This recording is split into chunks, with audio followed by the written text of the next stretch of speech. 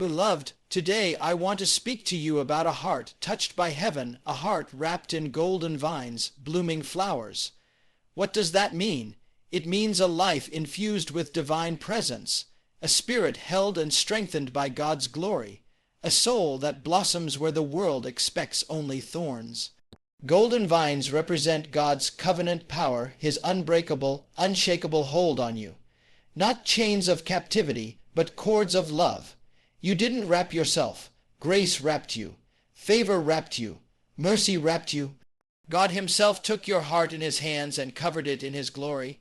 And when his glory wraps you, something miraculous happens. Flowers begin to bloom. Peace blooms where anxiety once grew. Joy blossoms in the soil where sorrow once sat like stone. Faith springs up where doubt once whispered. Because when God plants himself in your heart, new life is inevitable. The world may say, you can't bloom here. Circumstances may shout, nothing grows in this season. But God says, if my hand is upon you, you will flourish in the dry places, you will shine in the dark valleys, you will bloom in deserts where no flower should live. Listen, your heart is not fragile, it is fortified. Those golden vines are strength, not for keeping you captive, but for keeping you standing. There is divine life pulsing through you. You're not connected to chance, you're connected to Christ. You're not rooted in fear, you're rooted in promise. You don't live by the world's water, supply you draw from rivers of living water. And every flower that blooms from your heart, faith, patience, love, boldness, compassion is a testimony. You don't have to shout your calling, your fruit will speak. You don't have to defend your destiny. Your growth will prove God's hand. So lift your head. Your heart is wrapped in gold. You will not wither. You will not break. You will bloom, not by striving, but by abiding in the one who chose you, loves you, and holds you. Say this today, Lord, wrap my heart in your glory. Let your life flow through me. Let every part of me bloom with your goodness. And watch your life will become a garden of testimony, a living witness to the God who turns barren ground into fields of grace. Amen. Wrapped in divine love, not human effort to be wrapped in divine love, means to live from a reality that does not depend on human performance, human achievement, or human perfection. It means the heart has been taken hold of by God himself, not because it earned his touch, but because grace chose it. Many spend their lives reaching, striving, and stretching to be enough. Enough for people, enough for family, enough for religion, enough for themselves. Yet divine love interrupts that struggle and says, you are held before you perform.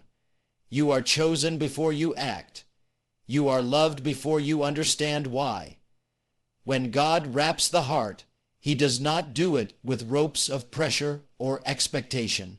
He wraps with golden vines of his presence, vines that carry life, not bondage, warmth, not weight, assurance, not anxiety. Human effort will always insist you are one step away from acceptance, one task short of approval, one more achievement from belonging. Divine love cancels that fear and whispers that you belong because you are his. The love of God is not achieved, it is received. It is not earned, it is embraced. It cannot be purchased. It can only be surrendered to. Human effort tries to climb ladders to reach God. Divine love comes down from heaven and meets you where you are. Human effort says you must become worthy before you are loved. Divine love says you are loved while you are still learning your worth. Human effort fights to impress God. Divine love simply beholds God and becomes transformed. When you are wrapped in love, you no longer struggle to prove. You simply abide. You rest not because you are passive, but because you have confidence in the one who holds you. A heart wrapped in divine love does not panic when it feels weak. Weakness is not a threat to someone who knows they are loved. It becomes a place where God's strength shows itself. When the world teaches that value comes from performance, divine love teaches that identity comes before performance. In divine love, doing flows from being, not the other way around. You do not serve to earn favor. You serve because favor has already been given. You do not worship to gain approval. You worship because you have been accepted. You do not pray to become loved. You pray because you are already treasured. To be wrapped in divine love is to be shielded from the harshness of human judgment, including the harsh judgment you may place on yourself. Many know how to endure God's grace, yet still punish themselves for their imperfections. They kneel in prayer, yet rise burdened with condemnation of their own making. Divine love untangles the thorns of self-condemnation and replaces them with vines of mercy. There is a gentle firmness in divine love. It corrects without crushing, molds without breaking, and lifts without shaming. In human effort, you fear falling short. In divine love, you trust God to lift you where you cannot reach. In human effort, failure becomes identity. In divine love, failure becomes a classroom. Human effort demands constant strength. Divine love grants constant supply. When wrapped in love, the heart becomes anchored. Storms still come, winds still blow, but the soul does not drift into despair. The love of God is not fragile, it is fortress-like. It surrounds, strengthens, and stabilizes. A heart wrapped in divine love loves differently, responds differently, and sees people through different eyes. Where human love grows tired, divine love endures. Where human love reacts, divine love responds with wisdom and patience. When the heart is wrapped in divine love, forgiveness becomes possible where bitterness once grew. Compassion becomes natural where judgment once dominated. The eyes soften, the spirit settles, the tone shifts, and grace becomes the language of the soul. Fear loses its hold because perfect love casts it out. Insecurity fades because love gives confidence without arrogance. Pride dissolves because love replaces self-importance with God, dependence. Human effort tries to control outcomes. Divine love trusts God with the unseen. Human effort grasps desperately. Divine love receives freely. Human effort grows weary quickly. Divine love renews strength continually. God's love does not run out in seasons of drought, weakness, or confusion. It keeps wrapping, keeps holding, keeps surrounding. A heart wrapped in divine love can walk through rejection without collapsing, face uncertainty without crumbling, and see the future not through fear, but through promise. To be wrapped in divine love is to live in a posture of humility and assurance. Humility because you know it is God who holds you, and assurance because you know His hold will not fail. Divine love is not fragile silk. It is golden vine, glorious, living, intertwined with every chamber of the heart. Where human effort strains, divine love sustains.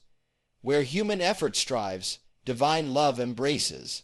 Where human effort fears, divine love secures. Blossoming through grace in every season, to blossom through grace means to grow not by your own strength, not by perfect conditions, and not by the approval of the world, but by the gentle, powerful hand of God working in you and around you. Blossoming is not forced.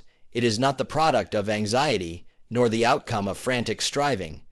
Blossoming through grace is the evidence of God's presence nourishing your soul, even when life's soil feels dry, even when surroundings look harsh, even when storms seem relentless. It is divine life breaking through ordinary moments, sacred strength rising in fragile places, beauty emerging from what once seemed barren. Every natural flower depends on seasons.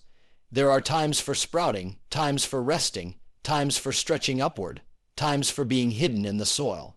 Grace understands those rhythms of the soul. Grace does not demand constant bloom. Grace supports growth even when the petals have not yet appeared. A heart under grace does not panic when it enters a winter season, because grace does not cease in cold places. Winter is not punishment, it is preparation. It is the quiet work of roots becoming deep so future blossoms may stand strong.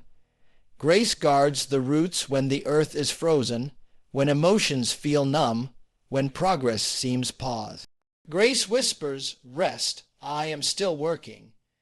And then there are the springs of life, the seasons when breakthroughs come, when faith feels alive, when joy rises like morning sun. Blossoming through grace in spring means not boasting in your strength, but recognizing God as the source. Grace trains the heart to rejoice without pride, to bloom without forgetting who planted the seed. You do not take credit for the rain, nor command the sunshine, nor control the growth. You simply receive. And receiving becomes worship. Blooming becomes testimony. Summer comes, seasons of intensity, seasons where growth accelerates, but so does heat, pressure, and demand.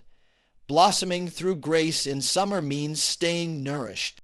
It means resting in God's presence even when life is busy, drinking deeply from His Word even when days are full, leaning on His Spirit when your own strength feels stretched.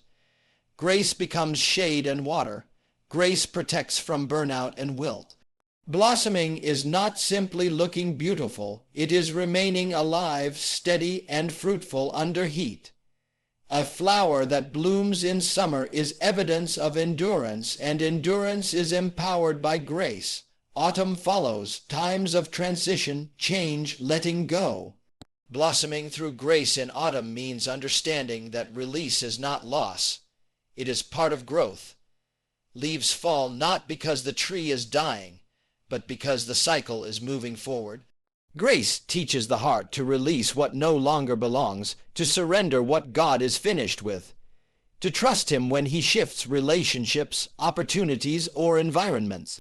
Blossoming in transition means staying anchored in trust, knowing that God never subtracts without preparing to multiply, never uproots without preparing to replant or deepen roots where you are.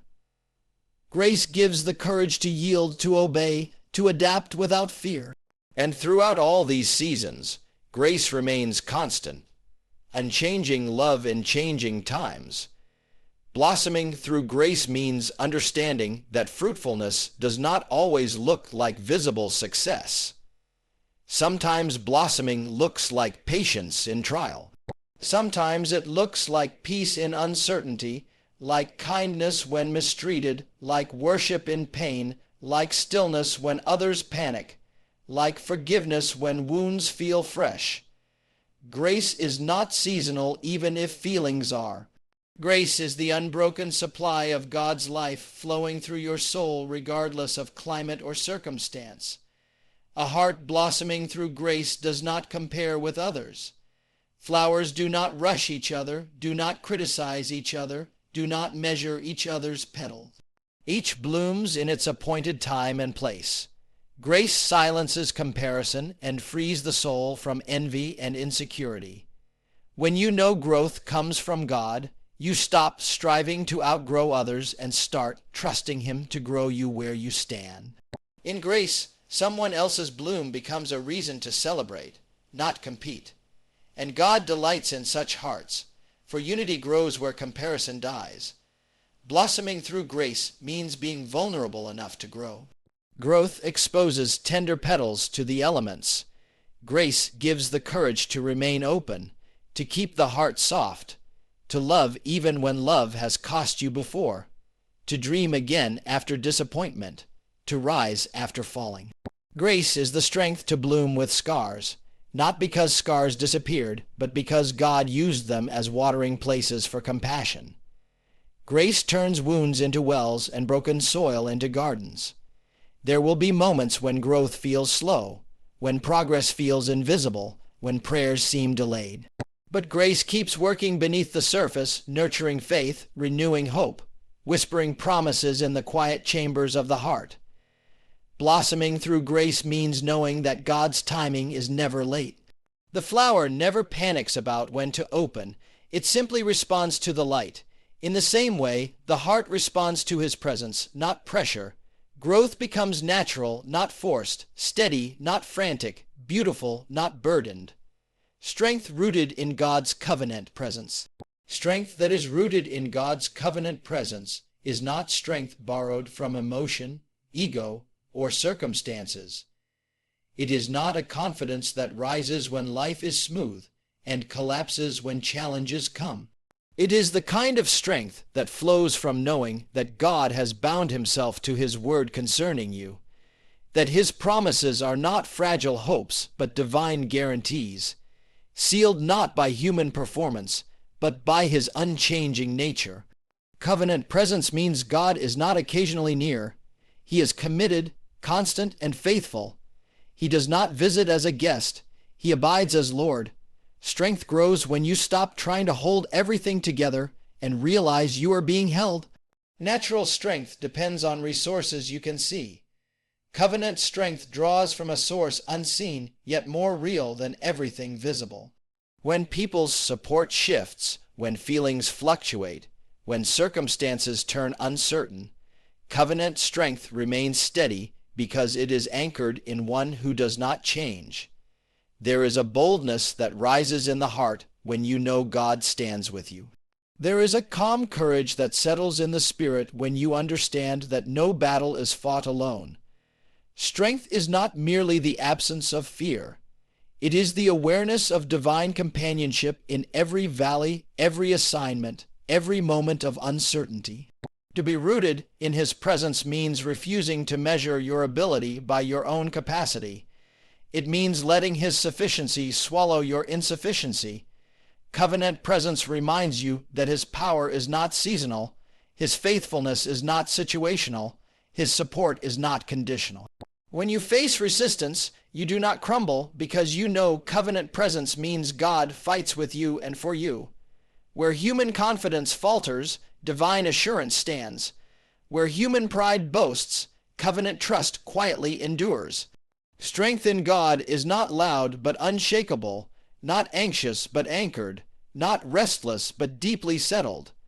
Covenant presence is not a theory, it is a living reality. It shows itself in the moments when peace covers you in storms that should have broken you. It becomes evident when wisdom rises in decisions that once confused you. It manifests when you stand back up after moments that tried to empty your spirit. Strength rooted in covenant is not proven in easy days, but in the days where pressure presses hard and yet your spirit refuses to bow. It is seen not in perfection, but in perseverance, not in power without struggle, but in grace that carries you through struggle without surrender. God's presence does not remove battles. It transforms how you face them. It turns fear into faith, weariness into endurance, silence into stillness, weakness into opportunity for his strength to be revealed. The covenant God does not simply watch over you. He walks with you, surrounds you, fills you, and empowers you. Where others stand alone, you stand accompanied. Where others draw from flesh, you draw from spirit.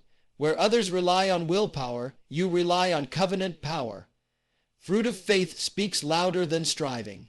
When faith becomes the root of your life, the fruit will always reveal itself without you needing to push, pressure, or promote. The evidence of God's work in a person is not in how loudly they announce their faith, but in how quietly their life displays it. Striving is the exhausting attempt to make things happen by human force, to prove value through constant action, to push doors open through effort alone. Faith rests in the assurance that what God plants, he waters. What he begins, he completes. What he promises, he fulfills. The fruit of faith is not forced. It is formed.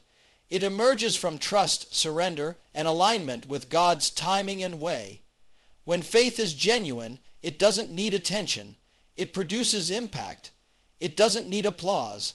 It bears fruit in silence.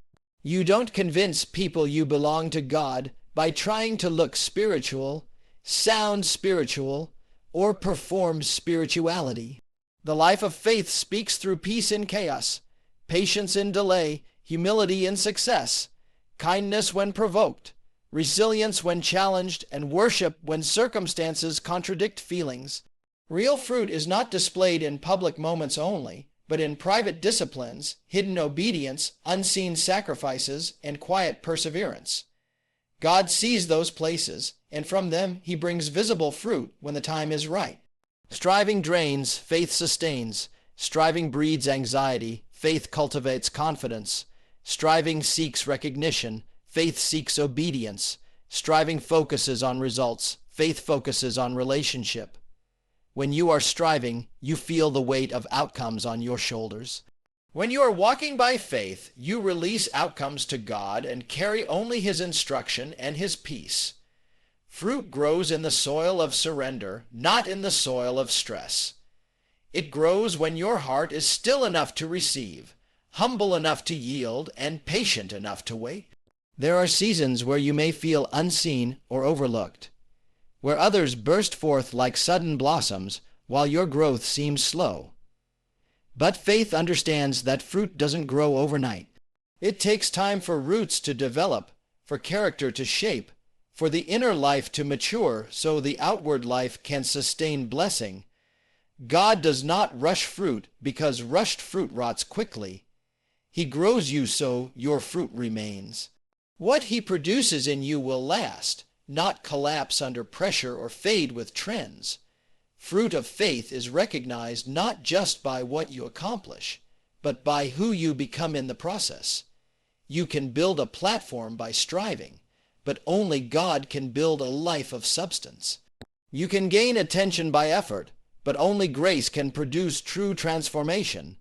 When faith leads, peace follows. When trust drives, grace supplies. When God works, fruit appears in the right season, and it will speak when you don't have to. Lives will be touched, hearts strengthened, environments changed, not because you pushed, but because you believed. Flourishing where the world expects failure. To flourish where the world expects failure is to live as evidence that God's hand is stronger than circumstance, opinion, and limitation. It is to rise in places where others assumed you would remain broken. To grow in environments that looked barren. To succeed in seasons that seemed hostile. And to carry joy when life tried to train you for sorrow. Flourishing in such places does not happen because conditions are easy or paths are clear. It happens because grace is alive and working inside you. God delights in raising gardens in deserts, in bringing water from rocks, in producing strength where weakness once lingered. When His presence is the root, no environment becomes too difficult, no season becomes too dry, no valley becomes too deep for growth. The world often measures potential by surface things: background, resources, history, qualifications, environment. But God measures by calling, by purpose, by the seed He planted in the heart. The world sees limitations, God sees opportunity. When others think your story should end, God begins a new chapter. When voices say you cannot rise from your past, God lifts you beyond it. When odds stack against you, grace tips the scales. Flourishing in unexpected places does not require perfect surroundings. It requires surrendered soil. God does not choose the fertile ground first. He makes ground fertile by His word and spirit. That is why He plants seeds in unlikely places and brings forth beauty where it seemed impossible. There are moments when life tries to convince you that failure is the only outcome, moments when loss, disappointment, or rejection speak loudly. But flourishing does not start the day fruit appears. It begins the moment you choose to believe again, the moment you refuse to accept that the story ends in defeat, the moment hope takes root against the pressure of circumstance. Growth may be quiet at first, unseen, unnoticed. Strength may build slowly, faith may stretch gradually, yet in the silence God works. In the darkness of the soil, new life forms. Unknown to others, the roots grow deep, the foundation strengthens, and grace prepares a visible bloom. The world expects failure when past mistakes mark your history, when challenges seem too great, when resources appear lacking. But God specializes in turning weakness into platforms of testimony. He takes what was meant to break you and uses it to strengthen you. He turns wounds into wisdom, setbacks into stepping stones, shadows into places where His light shines brighter. Flourishing where failure was predicted means your life becomes a declaration, not by might, not by power, but by His Spirit. It means every breath of progress gives glory to God. Every step forward testifies to mercy. Every victory displays redemption. Sometimes flourishing looks like outward success. Sometimes it looks like inward transformation.